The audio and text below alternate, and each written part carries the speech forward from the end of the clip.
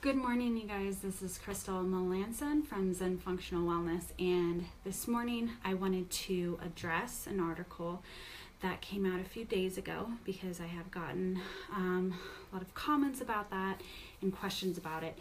And this article stated that coconut oil is bad for you and bad for your health. And so this article came out by the American Heart Association, and they stated that coconut oil, coconut oil is a saturated fat made from coconuts. And this article came out, and once again, this was just a report, not a study, okay, from the American Heart Association, who I must say also said statins are fine and soy oil is fine, but we won't go there. But that coconut oil is bad for you. It's always been bad for you. It's always going to be bad for you, okay?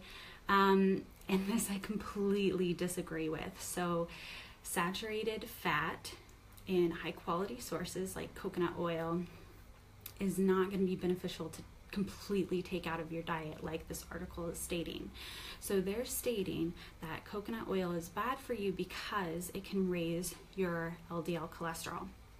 And the first problem with just going off of this is that they are writing this whole article off of the basis that LDL cholesterol is specifically bad for you, right? We often say that it is a bad cholesterol, and I don't like this whole statement because LDL cholesterol is a natural fat, a natural product in your body. We make it, we need it. It is absolutely critical for our health.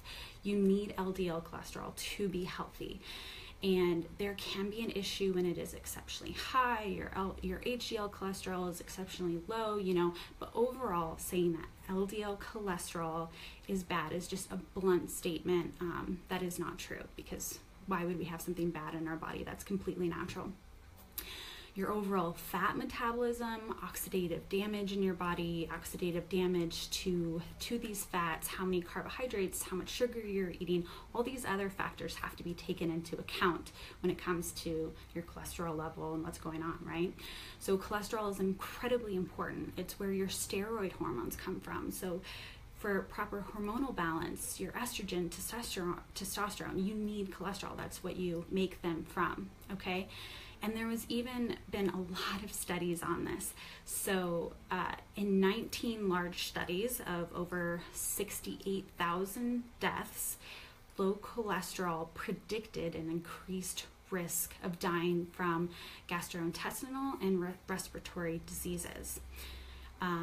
There was also another study that in over 100,000 healthy individuals that were followed for 15 years. At the end of this study, those who had low cholesterol at the start of the study were actually admitted to the hospital more often because of infectious disease. So low cholesterol and an increased risk of early mortality has been well researched and linked. So there are studies to this. If you need to see it, I can help link those together. So overall, saying that cholesterol is bad, completely false. This article, once again, there's no new data. This is not based off of any new data that has come off. This is once again the media trying to stir up confusion, because I know you guys are just not confused enough out there, just trying to stir up confusion, create headlines, and create a story, right? So there is no link here. There's no new link to coconut oil and heart disease. They are saying that it may have an effect on your overall cholesterol metrics, which is, totally true, but the controversy around if that's good or bad, there's still so much around that, and that doesn't necessarily mean you're at more risk for any disease.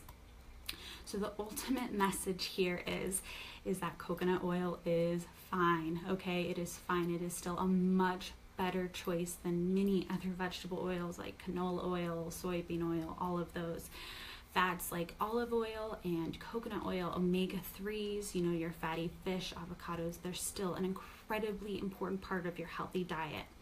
And eating vegetables, getting in those antioxidants, your vitamins, your minerals, those are all critical to your health and disease prevention and are anti-inflammatory. You know, how we're even going to handle the fats in our body once it's there, okay?